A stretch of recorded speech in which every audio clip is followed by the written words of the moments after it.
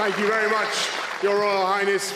My friends, I'm going to keep this brief because I've got some heroic people behind me who have been on floats all afternoon without being allowed to touch a drop of beer.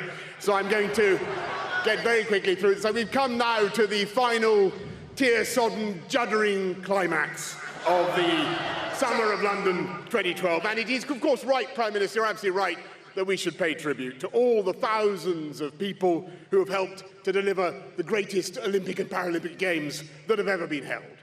So yes, we say thank you to the armed services and the police and G4S, all the G4S workers, yes, and the transport workers and the tens of thousands of volunteers, the London ambassadors and the games makers and the TfL staff. But above all, it is right now that we should thank the people without whom the last 6 weeks would simply not have made sense and not have been possible. The most successful team of athletes this country has ever assembled. And I want to say to you, all you, oh my God, there's a lot of you. I want to say to all of them, every single one of you, this was your achievement. This was your achievement. You brought this country together in a way we never expected. You routed the doubters and you scattered the gloomsters, and for the first time in living memory, you caused tube train passengers to break into spontaneous conversation with their neighbours about subjects other than their trod-on toes.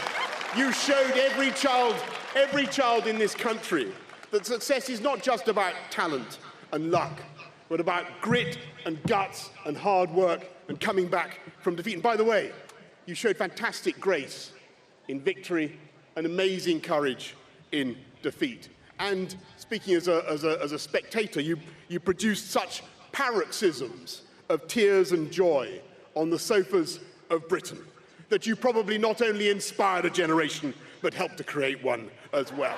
And propelled, I can get away with that, and propelled by no stimulant more sinister than the beetroot juice, unaccountably favoured by David Weir. You did rack up more medals than France, didn't you? Yes, and more medals than Germany, and more medals than Australia. More medals, ladies and gentlemen, more medals, my friends, per head. More medals per head than virtually any country on earth. And yes, you brought sport home to a city and a country where, by and large, it was invented and codified. And you brought athletics home. You brought athletics home codified in London by 1856. You brought home rowing.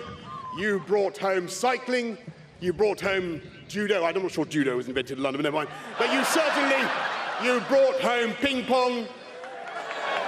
And above all, you brought home the truth about us and about this country. That when we put our minds to it, there is no limit to what Britain can achieve. You've made everybody very proud. You've given hope for the future. You've given hope for the future. And on behalf of all the people of London, I say thank you with all my heart. And folks, let's give them a big cheer as they go forward to Rio de Janeiro. Thank you very much. Thank you.